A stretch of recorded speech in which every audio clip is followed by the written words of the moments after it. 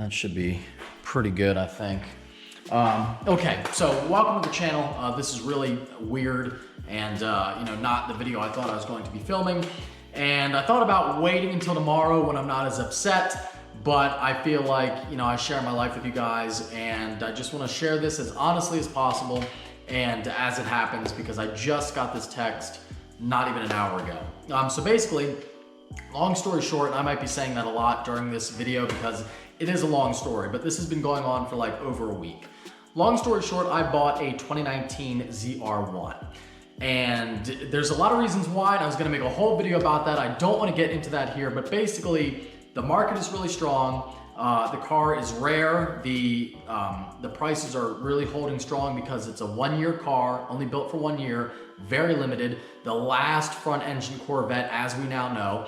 And mainly, you can tune them now. When I had a ZR1, you couldn't tune it, so I did really everything you could do with the car at the time and ended up selling it. But I've been wanting to get back into one for a while because, Daily Driven Exotics has the Lambos locked down. Everybody's got a McLaren now. So I was like, I want to get something that I really love, but that's also unique. And I was like, nobody is really doing anything with a new ZR1 on YouTube. So I felt like it'd be really cool. And I also really wanted like a new supercar, but I wanted a manual because I know I have another McLaren coming that's going to be a dual clutch, and I wanted something a little different. And there's really only 2 options if you want to, well, 3. You got Porsches. You can get, if you could find a gated Gallardo or like, Damon's Murcielago, or you get a Corvette or a Viper. And I wanted a Corvette. Anyway, I don't want to even get into all that because that's going to be a whole vlog if I end up getting one or whatever. But I bought this, I found this one for sale. Actually, I didn't. My buddy Matt Beaver at Whitmore Chevrolet found it for sale. So this lady had a 2019 ZR1 listed on the Corvette forum, black on black, blue stitching, blue brake calipers to match the emblems, really cool, ZTK, big wing, all that. 7-speed manual, believe it or not, older lady, a 70-year-old lady we're talking about. Totally legit. I might show her a picture here while I edit, I might not. I don't know if I want to put her on blast, even though I really should because she does deserve it. But it's weird, like if this was any guy, I would be going to his house. I'd be at his house. I'd be on my flight to his house and I'd be showing up and I'd be taking the car out of there. If this was anybody else but a 70-year-old woman, I would absolutely already be doing that. But we found this car I keep wanting to say Auto Trader. I'm watching too much Doug. On the Corvette forum, she had it listed for sale. So this is not like, we heard through the grapevine, some lady had a car and we called her up. She had it listed for sale. We contact her and it's a good price. I think she was asking like $130 for the car. I'd be happy to pay it. It's stickered at $144, getting a great savings. The car had 42 miles on it. She's believe it or not, which I guess it's a little sexist to say that, but you just don't see a whole lot of women driving a manual Corvette or manual cars at all, especially an older person. You don't see many old men in general, but she was an avid enthusiast. She had this manual ZR1 and it was great. The spec I wanted it black on black because I wanted to wrap it. And everything was set to go. It was like the perfect car. We found it and they're hard to find now. Like I'd been looking for a while to find the right one in a manual. It's a little bit difficult to find. And I'm sorry if I'm kind of like rambling on because I'm not going to edit this. I'm just like, this is just the raw video. But we find the car and everything's good to go. She wants to sell it. The ball's in motion here. So I get a loan from a bank, like I run a credit check. And I think that those hard credit checks, when you actually apply for a loan, I think that hurts your credit a little bit. Now it's not big, but I think it drops it by every time you get a loan or every time it's a hard inquiry, I think it's called, I think it affects your credit in a negative way. So I might have even lost a little bit of credit on my credit report because of this whole scenario. So I get approved, no problem there. I'm putting 50 grand down on the car. I get approved for the loan, no problem. Everything's good to go. She's willing to sell the car at this point. Everything is fine. And then she says, well, you know what? As part of the deal, Matt, I want you to order me a new Z06 to replace my car. So he's like, sure, no problem. I can do that. So she specs it out, same way basically, a black on black Z06, manual, comp seats, all the good stuff. So she knows how to spec a car. I'll give her that. Great spec on the car. And he orders it. So he orders this car through GM, $107,000 Z06 he orders to replace her ZR1. Basically, how it works is, she's selling the car to the dealership and I'm buying the car through the dealership because I want to buy it through a dealership, not a private party. So the dealership is buying it to sell it to me, just because I want that extra level of assurance. Happens all the time. So we send her the paperwork out. The loan payoff, she has a loan on the car, so we send the loan payoff paperwork out. She signs it. And everything is good to go. So she has given permission to the dealership to pay off her car, to get the title, to give it to me. Not a big deal. This happens every day, all the time, hundreds of times, car dealerships, but normally people don't back out. So this has been going on for like a week. This deal is getting worked out. Everything's good to go. I buy a plane ticket to go to Birmingham, Alabama. If you don't believe me, I have the footage of me buying the plane ticket. We got our flight from Harrisburg to Alabama. I get in at 8 o'clock in the morning, $286, well, plus 35 for main cabin. I guess I'll select. I don't really know if it matters. And the drive home, boys, Birmingham to Harrisburg, 803 miles, 11 hours and 32 minutes. All right, we're booked. Not showing you guys my email because I don't want to get a bunch of emails, but we are booked, boys. We're flying out. That I'll interject here somewhere. So I'm all excited. I'm gonna drive the car back because I want to get it for this weekend at Pocono Raceway, Slipstream Racing at Pocono Raceway, and I want to drive the car. I'm like, this is perfect. It's only got 42 miles on it. I have to reach 500 miles for the break-in period. I'll drive it home. That's great. And then I'll drive it literally straight from Alabama to the dealership to get the oil changed, and then I can race on Saturday. Perfect. And it's gonna be fun. It's like a little road trip. And I normally don't travel that much. So, if I'm willing to drive from Alabama, like I was excited about it. Bought my plane ticket. So now not only am I invested, emotionally, because I really want it, I'm excited. I've been telling my audience that I have the car coming, and I want to reveal the car for you guys, and people have been dying for car content. I've been waiting for so long to drive a car in great driving weather. Not only am I invested emotionally and have my whole career invested as well, and people counting on this, I'm invested, if I didn't say financially as well. I already got the loan for the car. I bought the plane ticket. I'm in hundreds of dollars for the plane ticket. And I'm invested with my credit now because I think my credit will be affected. So I buy the plane ticket. I get a text an hour ago. I'm flying out Thursday morning. So whenever you see this, it's like 24 hours from right now as I film this. I'd be driving to the airport to fly out to Alabama. We get a text an hour ago, and I'll put it up on the screen. A little pause there. But I want to keep this all one edit. I don't want to edit this video at all, because even if I screw up words, because I want it to be that. I just want it to be like, all the feelings are so fresh right now. I just want the whole video as it is to be out there. And then you guys know, like, I am just being brutally honest. So I'll put the text on the screen. Like I said, I already did that. See, now I'm screwing up that I said that. But she says, I can't sell the car. Now, this isn't like, a week ago where we were talking about the deal. Things have been done. Everything's in motion. The dealership sent out the check to pay off her car to get the title for it. Like that happens all the time, but you can't back out at this point. She doesn't want to sell the car. She's adamant. And Matt my friend who has gone above and beyond all the time, has spent hours on the phone with her, hours, throughout this whole process, because she's a talker. She's an old lady, probably got nothing to do. So she talks. He sent me a screenshot the other day. He was on the phone for an hour and 52 minutes with this woman. So a tremendous amount of time he has wasted. And she backs out. He calls her, she's adamant, I can't do it. And he says, okay, I'll give you one more chance. And he has more patience than me. He said, are you gonna sell the car to us, or do we have to go back on this deal? Just say yes or no right now, and that's what I'm going with. And she says, no, I'm not gonna sell the car. So that's it. And that was my car. Now, technically, if you're watching this video and you're asking yourself, well, don't you legally own the car then? Well, the dealership does. I didn't sign my papers yet, but yeah, the dealership legally owns the car. So if I wanted to, and like I said, if this was anybody else, if this was like some dude, whatever, I'd be down at that. I'd be taking that car away with the police behind me, or if they agree to it, I'm taking the car.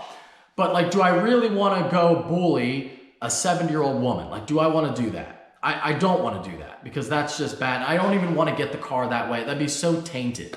But the whole deal was done, and she goes back on it, and you saw the text. She's like, no, I can't sell my baby. There's 42 miles on the car. So like, how do you even, oh, I'm so in love with the car. How are you in love with the car you haven't driven? And it was an earlier VIN car, so she's had it for like 6 months, 7 months. She's put 42 miles on it in Alabama. So every day in Alabama you can drive. It's not like here where it might be snowing.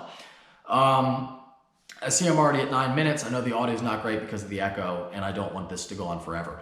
But that's the deal. So I lost money on the plane ticket. I'll see if I can get it back, but I doubt I can because it's not like I'm canceling a week ahead of time. It's like 12 hours from now, the flight's gonna leave. So I'll see. But I think I lost, not only like does it suck, but I think I lost a good amount of money as well. I probably lost whatever the plane ticket is, a couple $100. And taxes and everything like that. So I don't even know how much it is. I didn't really care because I was excited, but that's it. I guess that's really it. I got screwed out of a $130,000 car because this lady went back on the deal literally less than 24 hours before I was going to get on a plane and fly down there. Again, could I go get it? I could, you know, is that an option? No, as I said, I'm literally figuring it out as I sit here, but I don't want the car that way. It's just ridiculous, but that's what happened. So seriously, and it might sound a little weird to say this, but you can go on the Corvette forum and look. If you don't believe me, you can see her listing there. Just look up ZR1 for sale. It's the black on black ZTK comp seats. You'll find it. I forget what her name on the forum even is. I'm not going to blast her name here. And I'm not going to show her phone number, obviously, but buyer beware, for real. She's on the forums and she really screwed us over. I mean, financially, for me, the dealership, hours and hours of Matt's time. I mean, she really, really screwed us over. Like, seriously screwed us over. You know, it's really unreal. Matt's been doing this for 15 years. He said he's never had a deal go this far and had it not work out. Hours upon hours of phone calls. I did. I told him that. I was like, you wasted a tremendous amount of time. 45 minutes minimum per phone call with the lady. And she knows Corvettes in and out. Like everything I'm talking about, like all the dealer stuff, like when you talk about like event codes, she knows what I'm talking about. Right. So it's very educated about Corvettes and everything. And conversation's going well. Everything's going well. I mean, she had a payoff on the car, a small payoff, so we overnighted paperwork to her and whatnot, and, you know, got checks cut. You know, everything's looking good. I gave you the green light to get the tickets and let's go get the car on Thursday. Yep. I get home from work and literally set my phone down. I get a text message. Reads, if you'd like me to read it. It's a long story short because it's paragraphs on paragraphs. Yeah, I put the text on the screen, so. Oh, yeah. So you saw what she says. Right. I immediately screenshot and sent it to you and call her at the same time. She answers in tears, bawling that she cannot sell this car and she's so sorry. Which is the only reason why I feel bad at all, because it's like an old lady and she was crying. I do. I do. And I get it. It's a beautiful car. And here's the thing. ZR1s are done being built. It's a one-year car. Dealers who have them are not giving them up. So, you know, we had to go the route of finding basically the unicorn of what it was. Yep. You know, somebody who had a car, sounds like they regretted buying it. Now, once they get out of it, go back to a Z06, you know? Yeah, and just to be clear, she put the ad on the forum. It's not like... Oh, yeah. I found the car on Corvette forum. For sale. One night. And, you know, message her, no response. I text her, and then finally called her, like, the next day. And, you know, cars for sale, there's plenty of comments, plenty of people, you know, talking about they want to buy it, this and that. And obviously, you know, being a dealer, I'm a cash buyer. I'll write the check right now. You know, there's no questions asked about financing or anything like that. Yep. It's a very clean transaction. So it's a great deal. And then all of a sudden, you know, after days and days and hours and you know, phone calls and emails and text messages and pictures, it's unbelievable. In 15 years in the business, I've never, ever had this happen. And that's why he said he likes working with dealerships because they can't back out. But a person, and again, we could like force her to do this, but I'm not gonna. Neither one of us wants to go down that road. I mean, how good does that look? Like we're strong arming an old lady like the mafia, and we're taking her car away. So legally, I mean, yeah, we would legally be able to take the car, but we don't want to do it that way. But that's it. That's where we're at. I mean, she really wasted our time, got my hopes up, wasted our money. And now Beaver's got a car that he would have never ordered otherwise, a $107,000 Z06 that he's got coming in that's drop shipped to her dealership down there in Alabama. So it's not even coming to him. So now that's where it's being drop shipped. And I think once an order has been accepted by the factory, I don't think you can cancel it. And I don't know, if you're a dealer, you might know, but I don't think you can cancel it. So now he's got a car that he's going to either have to deal with or pay to ship to himself back up here at his dealership. The whole thing is a mess, really big mess. The only good thing is I have a backup car, and I have a couple of other options, and I'm getting it for this weekend, no doubt. I don't know when this video is going up, but I'm getting a car for this weekend, come hell or high water. But yeah, I mean, she really, you know, to say it again, like seriously, buyer beware. Don't believe her. Don't go on the Corvette forum and try to buy that car from her. It's like unreal. Like she really screwed us over, and it's pretty jacked up what she did. Like I said, if this was a man, like I'd be furious. I'd be at his door because we know where, you know, we have the address, we have all the information. We know, and it's not like she's even a scammer. Like we called, we know the bank, she really did have a loan on the car with that VIN number. Like all the info's legit. Like the car's legit, she's legit. We know who she is, where she lives, all that. If I said who she lives, I think I said who she is, where she lives, but whatever.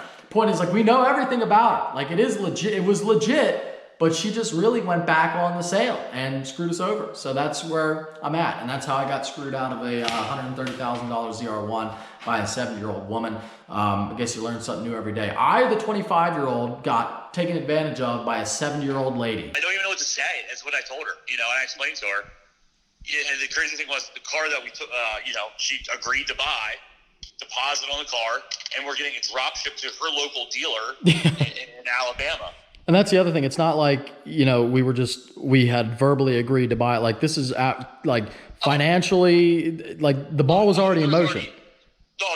We're so deep into it at this point. It's almost, you can't back out. Right. And quite frankly, you know, I order the car, it gets pushed in the next day and goes to event code 3000 immediately. You know, we do that kind of volume, and it was a sold unit. It goes straight in, boom, you know.